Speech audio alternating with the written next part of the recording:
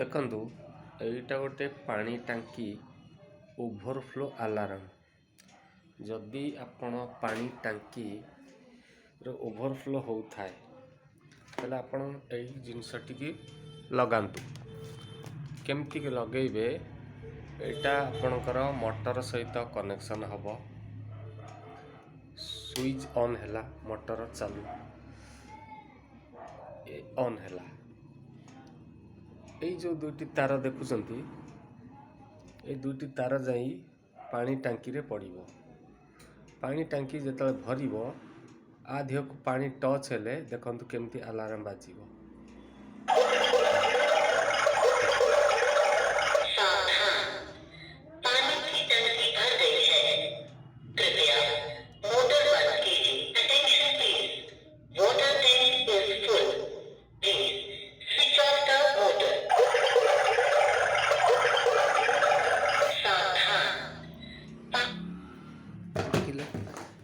ଏହିପରି ଆପଣ ପାଣି ଟାଙ୍କିରେ ୟୁଜ୍ କରିପାରିବେ ଆଲାର୍ମଟି।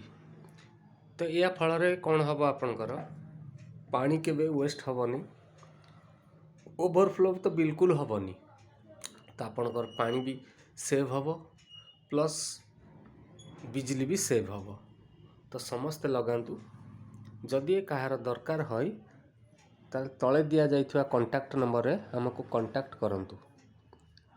ଆମେ ଆଲାର୍ମଟି ନେଇକି ଯିବୁ, ଆପଣଙ୍କ ଟାଙ୍କିରେ ଲଗେଇକି ପଳେଇ ଆସିବୁ।